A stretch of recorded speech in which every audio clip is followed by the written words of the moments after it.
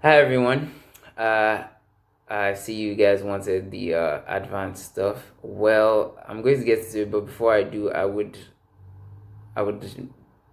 hope that you understood that these are not self-defense moves. These are for keeping training and sparring interesting and for you know uh showboating competition. They are too risky to be doing in serious situations. And even in competition, you risk being served a slice of humble pie in devastating fashion. But I guess that's why it's entertaining in the first place. So, I'm going to show you a couple of setups for them, to minimize the risk. And I'm also going to show you the basic moves that make up these more complex moves and also indicate their risk levels. Finally, I'll be going back to some basics that I omitted in the first video, criminally, by the way. And yeah, I hope you enjoy. Use your hands and feet to measure the safe distance that you have to maintain. Using the movement demonstrated in the previous video, you control how you keep your distance. However, your opponent might be expecting you to make an entry, and in this case, you need to disguise it. This is where feints come in. You use them to confuse your opponent and also get them to react while you make an entry. This is how we will set up our first technique. The Superman punch consists of a knee, which is a feint, and a punch. You use the knee to get the opponent to react while you make the punch. It can also be done with a kick instead of a knee.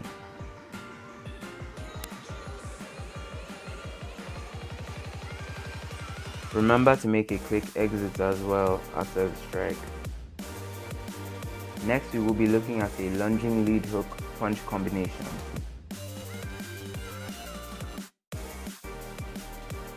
In addition to feints, you can also make safer entries by taking your head off the center line.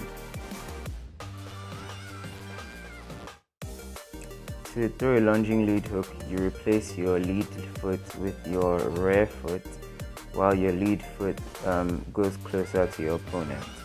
At the same time, you throw a big hook.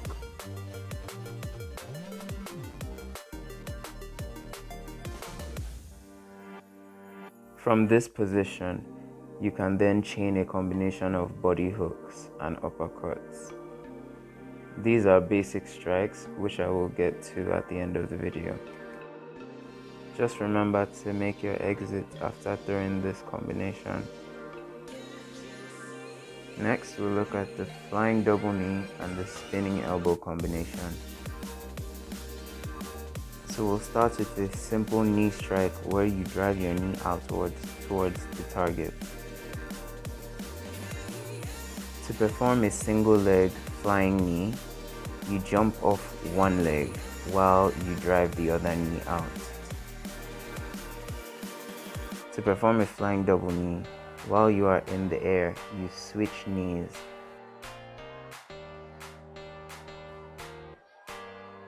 On landing, you can then start the elbow combination. To throw an elbow, you flare your elbow out while rotating your body into the target. To throw a spinning elbow, you step through to the side of your opponent before turning to deliver your elbow.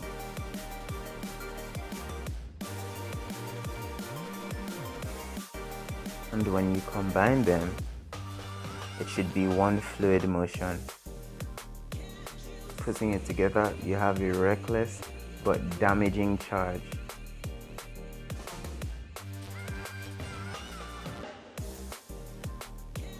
The next technique is a kick which doesn't have a name as far as I know, but I saw Tony Jaa perform it in Ong Bak, so I'll call it the whirlwind, combined with another kick from capoeira. To understand these moves, let's start with the low kick. You step off at an angle and the other foot follows into the target. The same idea applies to a roundhouse kick, which is just the same kind of kick but aiming higher up the body. Instead of stepping off into this kick, you can hop into it, giving your kick more power and rotation. Your kick could be so powerful that if you were to miss, you would rotate in a full circle. This provides the momentum for the whirlwind motion. It takes a lot of balance to remain in control of this movement, not to mention when using this move on a live target. This is why it's super risky and can leave you in a very bad position. Notice how the grounded foot has to keep rotating. I have to maintain this on different types of surfaces by hopping. When the rotation is complete, I finish it with a kick. When I notice the opponent likes to pressure me after I throw kicks, I will set this up by getting them to react to my heavy low kicks by getting out of the way. This way they avoid the low kick, allowing me to fully rotate while they rush into the bigger kick.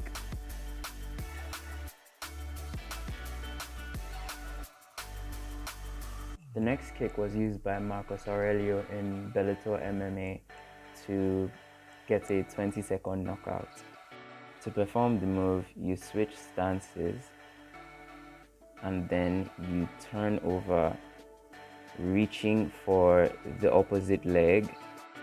When your hand touches the ground, your leg follows through to deliver something like a hook kick, which I will also be discussing later in the video.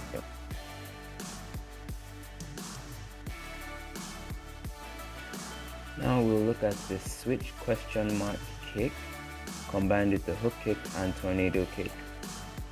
But first, let's start with the concept of chambering and rechambering in Taekwondo.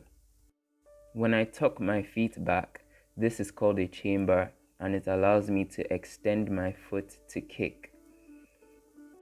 I then rechamber my foot by tucking it back.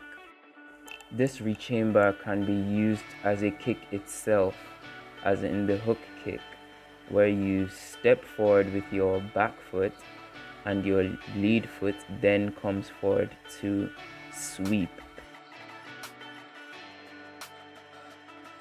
A spinning hook kick is similar, the difference being that you turn over to switch stance and then you follow through with the rear foot.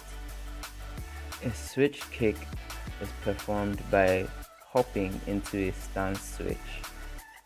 You then follow it up with a question mark kick by kicking low and then turning over your hip in order to kick high.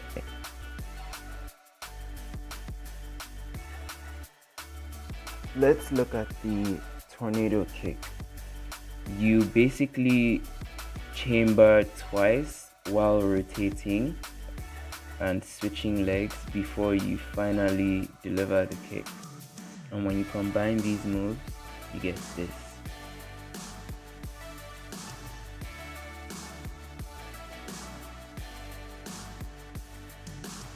Finally, let's bring it back to basics. You perform a jab by straightening your arm, extending your arm while you step forward. You're basically moving your center of mass forward and providing momentum that will basically push your opponent back. A jab is done with your lead hand while a cross is done with your rear hand. When it comes to hooks and uppercuts, you're rotating your body around its central axis. The hook is delivered with your elbow pointing outward at a right angle. A body hook goes in a similar fashion, just that your elbow is low. Ideally, you want a low stance when you throw these strikes for more balance and power. The difference with an uppercut is you are basically folding over your center line so that your axis is horizontal, and that way you can punch vertically. Okay, so that was the gist of it. I know I said you probably shouldn't be doing these moves anywhere, but I practice them to stay fit. They gave me a workout just filming them, you know. So, I mean, they do have benefits. They will improve your form all around. So I hope you enjoyed the video. Don't forget to like, share, subscribe, show some love. Peace.